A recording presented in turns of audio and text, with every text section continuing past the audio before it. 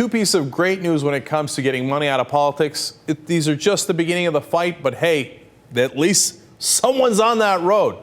And from two incredibly different places. One is New York City. The New York City Council has passed a resolution calling for legislation to overturn the United States Supreme Court's Citizens United ruling.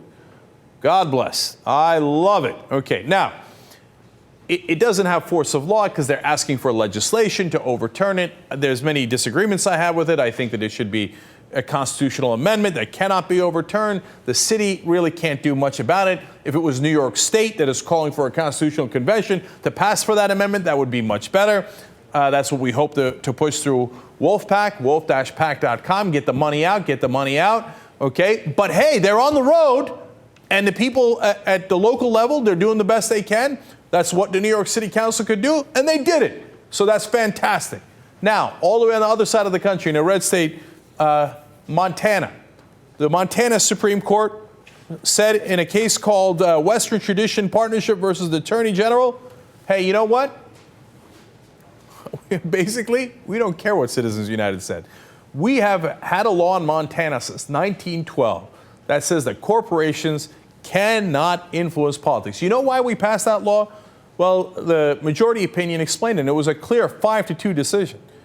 They said we passed it because our entire system was bought by corporations, and it was bought relatively easily. We're a small state. It doesn't take much money to be able to influence elections. And the local companies at the time, and Montana was rich in copper, would come by, the copper company would be like, all right, politicians, here you go. Here's a couple of nickels and a dime. You all work for me now. In fact, the Chief Justice in this case, Mike McGrath, wrote, quote, the state of Montana and its government were operating under a mere shell of legal authority, meaning we had lost our democracy in Montana. It was a shell game, but in reality, the big corporations controlled everything that happened in Montana. Luckily, we got past that nearly 100 years ago. In fact, exactly 100 years ago. So now you want to bring us back to that? Our answer to that is no. We're not going to go back to that, okay? So I love this decision. And by the way, even the dissenting judge, James Nelson, was like, look, guys, what can we do? I mean, they ruled that way in the Supreme Court. You're obviously spitting in their eye. But what do I think of Citizens United? The dissenting judge, the one who didn't agree with this decision, called Citizens United, quote, utter nonsense and smoke and mirrors.